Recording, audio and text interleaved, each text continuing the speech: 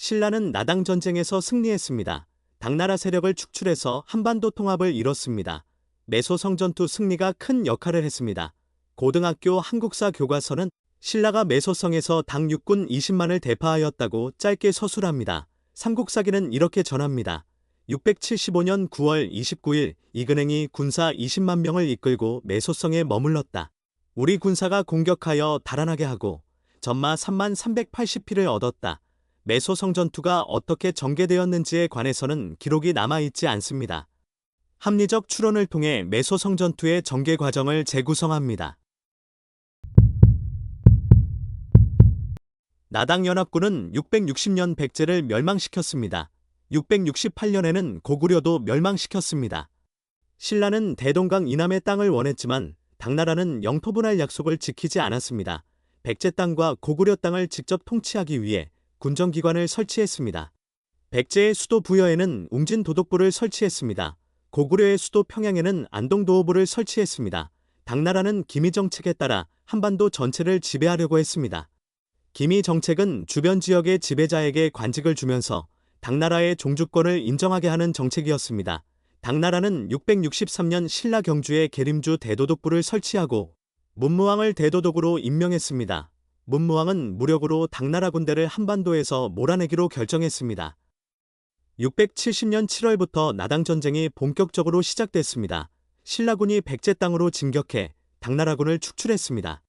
이듬해에는 부여에 소부리주를 설치해 신라의 영토로 만들었습니다. 당나라는 신라를 응징하기 위해 군대를 보냈습니다.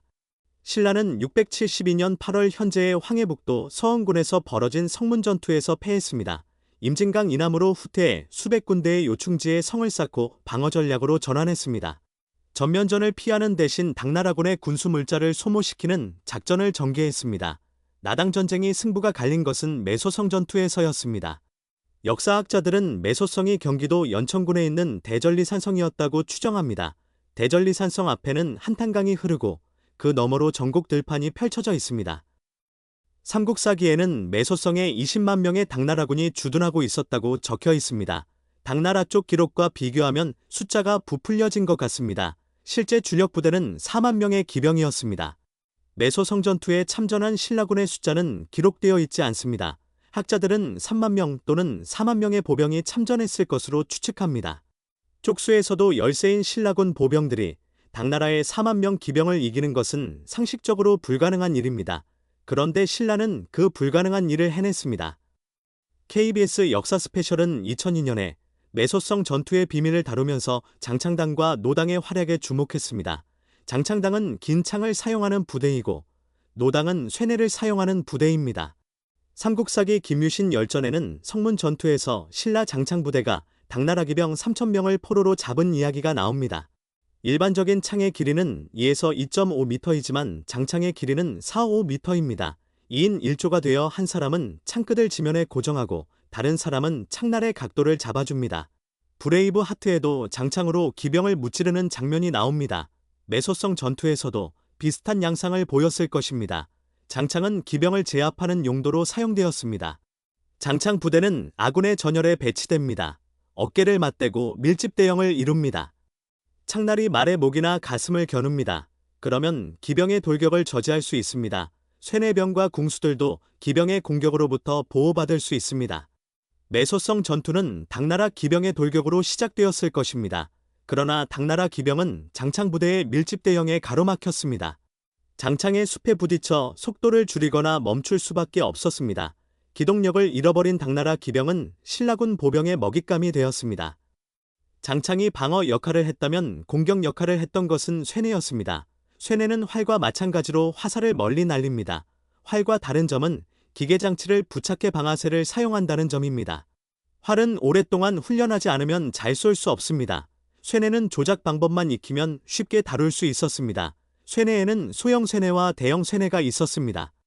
활의 유효 사거리는 150 내지 250m이지만 소형 쇠뇌의 유효 사거리는 50m였습니다. 하지만 소형 쇠뇌는 활보다 관통력이 더 강하고 명중률이 더 높았습니다. KBS 역사 스페셜은 구진천이 개발한 천보노에 주목했습니다. 천보노는 사정거리가 천보에 이른다고 해서 붙여진 이름입니다. 천보노는 대형 쇠뇌였습니다. 신라의 대형 쇠뇌는 당나라의 쇠뇌보다 성능이 훨씬 더 좋았습니다. 당나라 고종은 구진천을 데려가 쇠뇌 기술을 전수받으려고 했습니다. 대형 쇠뇌는 기계장치의 힘을 빌려서 시위를 당기는 힘이 강했습니다. 실험에 의하면 대형 쇠뇌는 대형 철축과 긴 화살을 사용해 1mm 두께의 철판 5장을 관통할 수 있었습니다. 이 정도 위력이면 당나라 기병과 말의 갑옷도 관통할 수 있었습니다. 당나라군이 원거리에 있을 때에는 대형 쇠뇌를 발사해 적진을 교란시킬 수 있었습니다. 당나라군이 접근하면 소형 쇠뇌로 조준 사격을 했습니다. 장창 부대에 가로막혀 기병의 속도가 줄어들면 일제히 조준 사격을 퍼부어서 기병과 말을 쓰러뜨릴 수 있었습니다. 당나라 기병의 대열이 흐트러지면 창과 칼로 무장한 보병 부대가 근접전을 펼쳐서 적군을 섬멸했습니다. 장창 부대와 쇠뇌 부대의 활약에 주목한다고 해도 모든 의문이 해명되는 것은 아닙니다. 정근대의 기병 한 명은 보병 7, 8명 몫의 전투력을 갖고 있었습니다. 장창 부대와 쇠뇌 부대가 맹활약을 했다고 해도 신라군 보병이 기병 위주의 당나라군을 물리치는 것은 쉽지 않습니다. 그래서 매소성 전투가 벌어진 지형적 조건을 고려할 필요가 있습니다. 당나라군은 연천군 전곡 들판에 진을 치고 있었습니다. 신라군은 2km쯤 떨어진 초성리토성, 초성리산성 수철산성에 분산 배치되어 있었습니다. 신라 입장에서는 들판에서 대회전을 벌이는 게 불리했습니다. 당나라 기병의 기동력과 돌파력에 속수무책으로 당할 가능성이 높았습니다. 초성리토성 남쪽으로는 동두천과 연결되는 긴 협곡이 있습니다. 신라군 지휘부는 당나라군을 협곡으로 유인하는 전술을 짰을 것입니다. 협곡에서는 경기병이 치고 빠지는 전법을 구사할 수 없습니다. 중장 기병의 돌파를 막아내기도 쉽습니다. 이순신 장군은 한산도 대첩을 치를 때 5, 6척의 판옥선을 보내서 일본의 함대 본진을 한산도 앞바다로 유인했습니다. 신라군도 비슷한 작전을 구사했을 것입니다. 이순신 장군은 일본 함대를 넓은 바다로 유인했고 신라군은 당나라 기병을 좁은 협곡으로 유인했습니다. 후퇴하는 척하면서 당나라군 본진을 협곡 깊숙이 끌어들였을 것입니다. 그 다음에는 장창 부대에 견고한 밀집대형과 쇠뇌의 정밀 타격이 전개되었을 것입니다.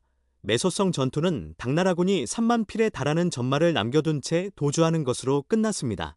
신라는 확실한 승기를 잡으며 당나라의 한반도 지배하역을 꺾어 놓았습니다. 매소성 전투의 승리는 장창과 쇠뇌의 적절한 조합에 지형을 읽는 전략적 해안이 더해진 결과였습니다.